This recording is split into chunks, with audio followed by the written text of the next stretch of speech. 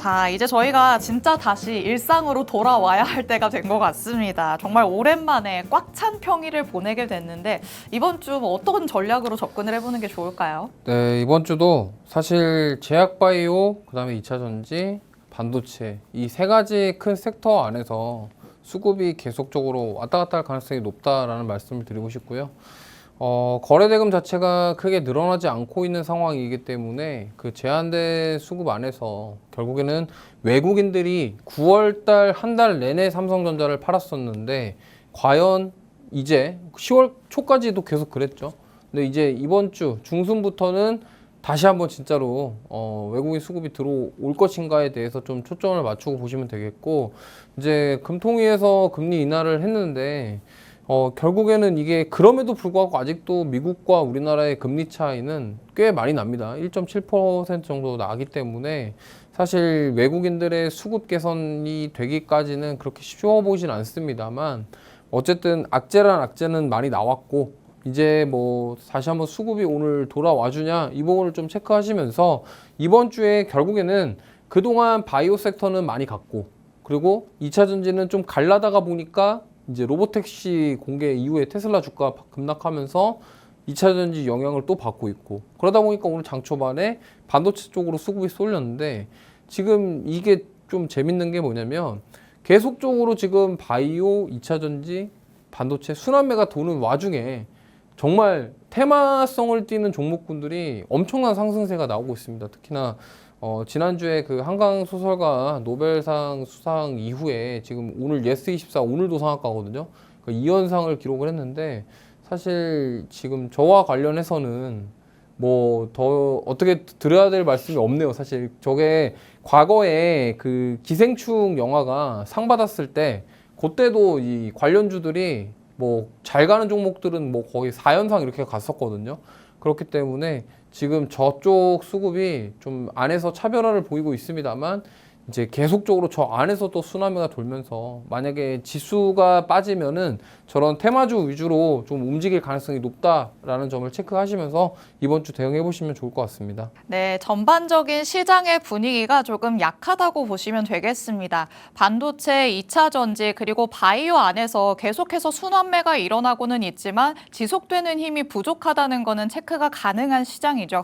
그렇기 때문에 오히려 테마성의 움직임을 띠는 종목들이 계속해서 강세를 보이고 있다는 점도 한번 확인을 해보시면 좋지 않을까 싶습니다. 그럼 시장에 영향을 미치는 이슈들은 어떤 것들이 있는지 저희가 세 가지로 추려서 한번 살펴보도록 하겠습니다. 첫 번째 이슈 바로 만나보시죠. 트럼프 후보의 지지율이 다시 상승세를 보인다라는 소식이 전해지고 있습니다. 트럼프 후보는 또 당선될 경우에 러우 전쟁을 종식시키겠다라는 발언을 계속해서 해왔던 인물이죠. 조사를 통해서도 트럼프 후보가 이 우크라이나 전쟁에 대해서는 더 잘 다룰 것이다라는 응답이 과반수를 넘어섰다고 합니다. 멘토님, 이 경합주 내에서 트럼프 후보의 지지율이 우위를 보인다라는 소식이 전해 들려오면서 우크라 재건 쪽으로 좀 시장에 관심이 집중되는 모습이에요. 네, 사실 이 미국 대선이 이제 11월 달에 되잖아요. 근데 이게 지금 최근에 계속 나오는 얘기가 뭐 트럼프가 조금 더 우세하다 이런 얘기 나오는데, 저게 뉴스가 언제 또 바뀔지 몰라요. 그러니까 계속적으로 지금 올해 들어와서 지금 해리스 관련주들, 트럼프 관련주들 계속적으로 뉴스랑 이슈에 따라서 움직이고 있기 때문에 사실 저 결과는 아무도 모르거든요. 근데 뭐 중간중간에 들려오는 소식들에 의해서 지금 변동성을 보일 수가 있기 때문에 아직 끝난 건 아닙니다. 지금 얼마 남지는 않았지만 그 남은 기간 동안 저런 이슈들이 계속 나오게 된다고 한다면 저 안에서 굉장한 변동성을 보일 가능성이 높기 때문에 좀 보시면 좋겠고, 그동안 이제 트럼프 트레이드 수혜주로 불리는 종목군들이 많이 쉬었는데 이제 또 오늘 뉴스가 또 하나 나왔는데, 내년 7월에 이탈리아에서 우크라 재건회의가 진행될 예정이다라는 점. 그럼 만약에 트럼프가 당선이 됐을 경우에 저런 러시아 우크라이나 전쟁을 끝내버리고 재건 쪽으로 좀 힘을 실는다, 이러한 기대감이 지금 오늘 좀 움직임이 나온 것 같고요. 그 반대로 이제 해리스 관련주라고 불리는 그 종목군들은 이게 참 웃긴 게, 테슬라가 빠지면은 정말 2차 전지 쪽 우리나라 힘을 요즘에 못 내는데, 이게 또 어디까지 이어지냐면 또 하필 또 해리스 후보 지지율이 떨어졌다. 요게 2차 전지랑 같이 엮여가면서 지금 이렇게 돌고 있어서 사실 우리 시청자분들께서 투자를 하실 때 이게 우리가 금요일 날 잘 장을 마무리하고 이제 주말에 쉬는데 저런 뉴스가 나오면은 이제 철렁하거든요. 네. 근데 오늘 또 하필 그런 주말에 나왔던 뉴스들을 통해서 지금 시장의 반응이 나오고 있고요. 특히나 이스라엘 쪽 지정학적 리스크 관련해서는 사실 휴전을 하니마니라고 주말에 분명히 뉴스가 나왔습니다. 근데 어제부터 보니까 뭐 헤즈볼라에서 또 미사일 쐈다 이러고 있고 그러면서 이제 국경선에서 이스라엘이 유엔군 철수해라 막 이러고 있고 그러다 보니까 지금 다시 한번 또 지정학 리스크가 부각이 되고 있다라는 점. 그러니까 이게 시장이 계속적으로 지금 뭐 거래 대금 자체가 적기 때문에 이게 뉴스랑 이슈에 굉장히 민감하게 반응하고 있다라는 점을 체크를 하시면서 보시면 좋을 것 같고 재건주들도 마찬가지로 이러한 이슈에 의해서 움직이는 경향을 많이 보이기 때문에 이러한 점들 매매하실 때 참고하시면 좋을 것 같습니다. 네, 이 비대선 관련된 이슈는 막바지에 접어들고는 있지만 아직까지도 변동성을 나타내고 있는 상황입니다. 그렇기 때문에 이 우크라이나 재건 관련주로 시장에 관심이 쏠린다고 하더라도 계속해서 변동성이 있을 것이란 건 유념을 해두셔야 될 것 같은데요. 주말 사이에만도 또 전쟁과 관련해서도 계속해서 말이 바뀌고 있는 상황입니다. 변수가 계속해서 남아 있다는 건 또 우리가 그만큼 리스크를 떠안을 가능성이 커진다는 얘기겠죠. 이런 부분을 조금 참고하셔야 하지 않을까라는 생각이 듭니다. 멘토님, 그렇다면 이 우크라이나 재건과 관련해서도 언제 또 다른 이슈가 나올지 모르고 트럼프의 이 지지율이 다시 또 줄어들 가능성도 있으니까 단기적으로만 접근하자 이렇게 봐야 되는 거겠죠. 네, 지금 일단 시장 분위기가 좀 뭘 길게 끌고 가면은 안 되는 분위기예요. 네. 특히 삼성전자도 보시면 알겠지만 많은 분들이 또 그때 88,000원 왔을 때 네. 다시 10만 원을 위한 도약이다 이랬는데 그 말이 나오자마자 무섭게 8월부터 7월부터 급락이 나오기 시작하면서 8월 달에 좀 많이 빠졌고 9월 달도 계속 우하향하는 모습이 나오고 있습니다. 그래서 제가 봤을 때 지금 국내 증시 자체가 좀 굉장히 불안하고 또 외부적인 변수들에 의해서 많이 흔들리다 보니까 지금 어떻게 보면은 이게 뭐를 좀 산다라는 개념보다는 좀 일단 좀 짧게, 그러니까 사서 모아 가기보다는 좀 단기적으로 대응하시는 전략 쪽이 조금 더 수익을 낼 수 있는 그런 가능성이 높다라는 점을 참고하시면서 대응하시면 좋을 것 같습니다. 네, 요즘 시장 흐름을 놓고 본다면 그 어느 때보다도 모아가는 전략보다는 단기적인 트레이딩이 가장 좋지 않을까라는 생각이 듭니다. 변수가 워낙 많은 시장이라는 거 참고를 하시면서 전략을 그때그때 맞춰서 수정해 가시는 걸 추천해 드리도록 하겠습니다. 자, 그럼 저희는 두 번째 이슈 바로 만나보도록 하시죠. 이번에는 스페이스X와 관련해서 로봇주 얘기를 나눠볼까 합니다. 스페이스X의 화성 탐사선이죠. 이 스타쉽이 발사대 착륙에 성공했다라는 소식이 전해졌습니다. 1단 추진체를 발사대 로봇팔로 붙잡는 데 성공을 하면서 다음 발사까지의 시간을 단축할 수 있게 됐다고 하는데요. 멘토님이 로봇팔이 성공적으로 역할을 수행을 하면서 로봇주들의 지금 관심이 쏠리는 건가요? 네, 아무래도 저 지금 그 뉴스 안에서 로봇팔에 대한 얘기가 나왔고, 네. 근데 또 지난주에 보신 분들도 계시겠지만 그 로보택시 행사에서 사실 눈에 띄었던 거는 그 옵티머스 휴머노이드 로봇이었거든요. 팔 벌리고 춤추는.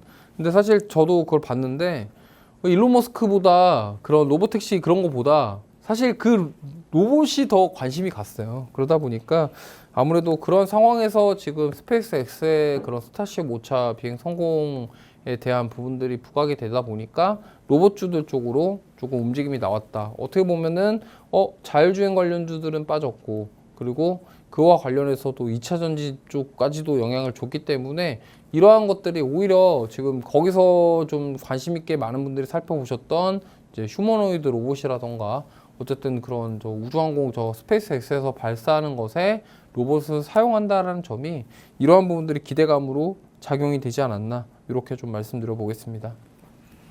네, 말씀을 해주신 것처럼 이 스페이스 X와 관련된 이슈도 있지만 지난번에 있었던 로보택시 행사에서 옵티머스가 오히려 더 주목을 받은 일이 있었습니다. 그렇기 때문에 지금 전반적인 시장 분위기가 약한 상황 안에서 로봇주로 조금 관심이 쏠리는 거 아닐까라는 생각이 드는데요. 이것도 어디까지나 테마성의 움직임을 띌 가능성이 있다는 건 항상 염두를 해두셔야 될 것 같습니다. 단기적으로 조금 접근을 하면서 시장의 관심이 어느 쪽으로 이동하는지 계속해서 체크를 해보시기 바랍니다. 저희는 그럼 마지막 이슈로 바로 넘어가 보도록 하겠습니다. 마지막으로는 반도체, 국내 증시의 가장 많은 부분을 차지하고 있기 때문에 다시 한번 짚어보려고 합니다. TSMC 등의 반도체 기업들이 예상치를 뛰어넘는 3분기 실적을 나타냈기 때문에 이 AI 반도체 쪽에서는 전망이 나쁘진 않습니다. 그런데 국내 증시에서는 이 삼성전자를 향한 외국인의 매도 행렬이 언제 끝날 것이냐, 이게 또 관건이 될 것 같은데요. 오늘 삼성전자가 다시 6만 원 선 위로 올라오긴 했지만 아직까지도 아슬아슬하다라는 생각이 들고 결국에는 수급이 포인트가 되겠죠. 네, 9월 달부터 지금 삼성전자가 저번 주까지 계속 매도세가 나왔었습니다. 근데 이제 좀 많은 분들이 전망하기로는 뭐 애널리스트 분들도 그렇고요. 이제 그 못했던 것들이 주가에 다 반영이 돼서 저 가격대를 지켜주지 않겠냐 이런 얘기들이 좀 지배적이긴 합니다. 근데 사실 이것도 우리가 알 수 없는 일이에요. 워낙 지금 분위기가 너무 안 좋다 보니까 사실 이제 미국 같은 경우는 TSMC 쪽 특히나 그런 파운드리 사업을 메인으로 하고 있는 TSMC에 대한 실적은 잘 나왔지만 결국에는 삼성전자 파운드리 쪽에 대한 실적은 처참하게 좀 안 좋을 것이다 이런 얘기들이 계속 있거든요. 그러다 보니까 그러면 삼성전자에서 결국에는 지금 도약을 하기 위해서는 뭐 여러 가지 뭐 문제들을 개선해야 되겠지만 어쨌든 파운드리 쪽에서 뭔가 이제 앞으로 다른 변화를 줄 것이냐에 대한 부분들, 그리고 이번 3분기 실적이 어떻게 보면은 어닝 쇼크라고 볼 수 있지만 이런 것들을 계기로 다시 턴 어라운드 할 수 있는 뭔가가 있느냐에 대한 부분들. 사실 근데 우리가 지금 많은 투자자분들이 삼성전자에 대해서 기대하는 기대감들이 좀 굉장히 크다 보니까 사실 개인 투자자분들이 지금 많이 사셨어요. 근데 주가는 반대로 가죠. 그러다 보니까 지금 여기서 그러면 이제 가격을 지키고 반등할 수 있을지 여부에 대해서 우리가 좀 봐야 되는데 사실 그렇습니다. 지금 그동안 너무 많이 빠졌어요. 빠졌기 때문에 이제는 지금 막 이게 바닥이다 이러고 사자 이런 말이 아니라 외국인들의 수급이 어느 정도 돌아올 수 있는지, 그리고 이제 3분기 실적 뿐만이 아니라 올해 남아있는 그런 기간 동안 뭔가가 좀 개선될 만한 여지가 있는지 이런 것들은 우리가 좀 살펴봐야 된다는 말씀을 드리겠고요. 그러면은 결과적으로 봤을 때 지금 우리나라 시총 상위이면서 글로벌 기업인 삼성전자의 주가 자체가 지금 6만 원이라는 거죠. 그러면 이게 과연 싸냐 아니면 비싼 거냐 뭐 이렇게 생각해 봤을 때 지금 조정받은 거를 보면은 싼 가격대는 저는 맞다라고 생각을 해요. 하지만 이제 삼성전자가 앞으로 뭘 더 할 수 있는 데에 대한 부분은 글쎄오거든요. 그러다 보니까 오히려 오늘 삼성전자랑 하이닉스랑 좀 약간 장 초반에 좋은 들은 보였지만 결국에는 지금 중소형단, 그러니까 HBM, CXL, 유리기판 쪽으로 지금 수급이 다 빠져버렸단 말이에요. 그러면은 결국엔 그들은 왜 움직이냐? 이제 이런 거죠. 지금까지는 안 좋았지만 앞으로 좋아지려면 이러한 미래 산업들이 힘을 내줘야 된다라는 측면에서 오늘 유리기판주들이 좀 강한 모습이 나왔다 이렇게 볼 수 있겠습니다. 그래서 이게 이번 달 남은 10월 달 동안 외국인들이 과연 들어올 것이냐? 이거는 저도 몰라요, 사실. 어느 누구도 알 수 없지만 그래도 우리 입장에서는 코스피가 조금 더 올라가기 위해서는 집 나간 외국인들 들어와 줘야 되는데 사실 뭐 지금 워낙 좀 대내외적으로 변수들도 많고 하다 보니까 쉽지는 않을 것으로 예상합니다. 하지만 그럼에도 불구하고 지금이라도 삼성전자를 난 담아야겠다 아니면 비중을 늘려야겠다 하시는 분들 입장에서는 저는 오히려 나쁘진 않다. 하지만 굳이 신규 관점으로 접근하는 거는 조금 괜찮은데 굳이 막 비중이 이미 많이 있는데 그거를 더 막 이렇게 사기보다는 네. 일단은 조금 당분간은 관망했으면 좋겠다라는 말씀을 드려보고 싶습니다.